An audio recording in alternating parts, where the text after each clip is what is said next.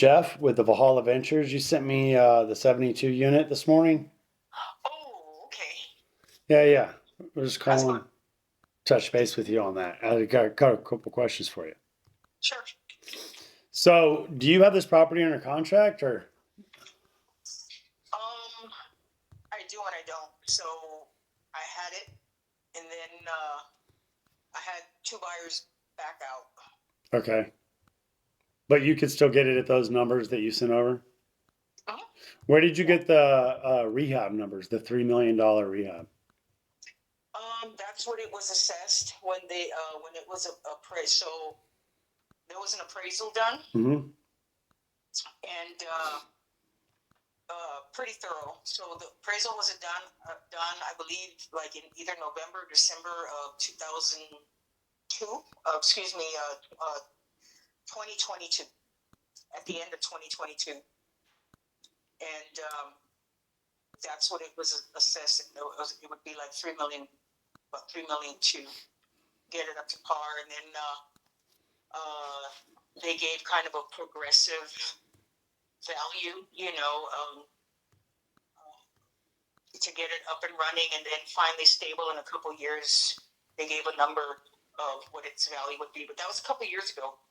Yeah.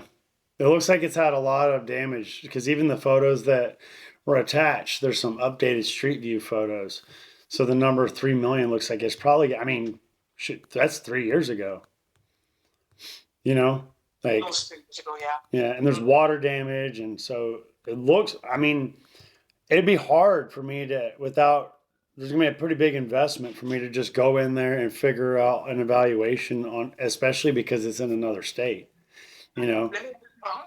Let me ask him if he's got anything updated. Yeah. Um, Yeah, because years ago sucks. Like I can't really it could be double that now. It could be triple that now. You know what I mean? Like mhm. you start getting roof leaks and all of a sudden you got big problems and lots and lots and lots and lots of damage.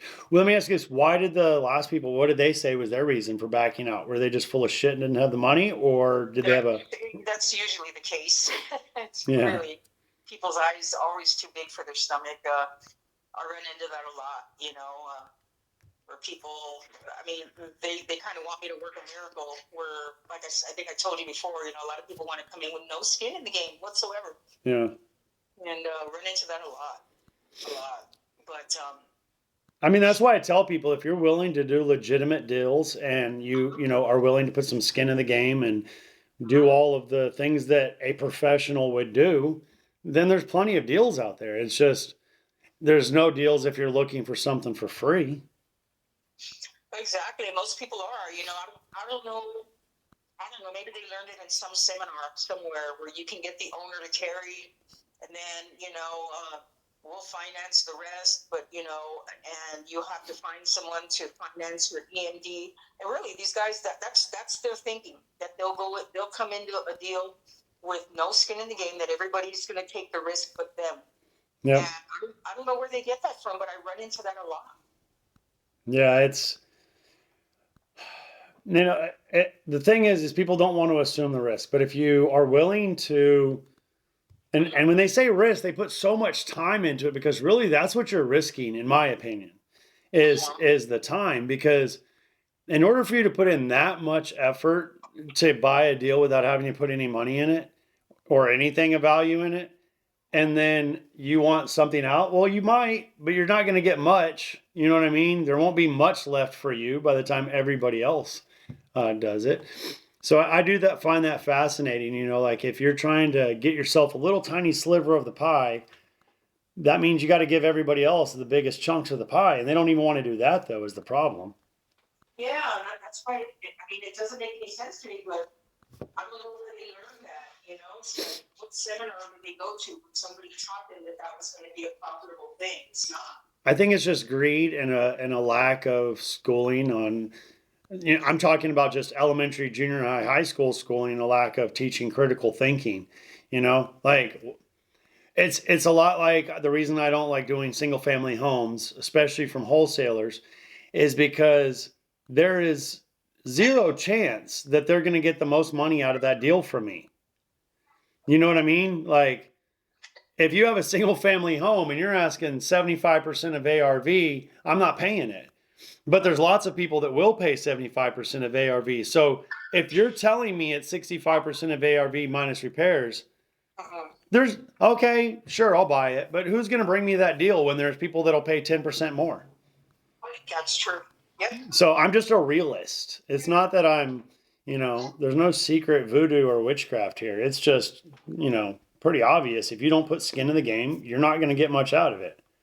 Well, I'll take a look at it. If you have some updated numbers, I could, maybe make an offer. But to be honest, we're too far away. Yeah, I'll reach out to him today, see what updated information I can get. Okay. And yeah, he'll be happy. He'll be happy. And But yeah, I would like to see anything they got that's updated and showing, more recent numbers. Because obviously I can't use anything from almost 3 years ago. But I would be very interested. It seems like, we're not that far off. No, not that far off. And I know he's super motivated. I may be able to. Did you read in the notes? He's actually willing to carry. I did see that. I would say I didn't want to delve too much into the financing aspect and what we would do and wouldn't do and all that, because to me the first and most important thing is, can we make these first initial numbers work? And if those work, well then let's start hashing out how everybody can make a little more money. Okay. Does that sound good? Because I have your email right here, and it looks if all these things are provable, I don't have, the $6 million to do this project. I would guess it's probably closer to $5 million on the rehab, which doesn't make it an undoable deal still though, No, not at all. Especially when you look at what it's appraised, it's stabilized value. $9 million. Yeah. Yeah. Yeah. It's not, the calculator I looked at said 9.1 if everything is the way we say. And listen, I like to look at things holistically. So whenever I'm looking at this, if we're going to be spending that kind of money on a property, and it's and the rent rolls that you're saying are for like B and C, well, what does A look like?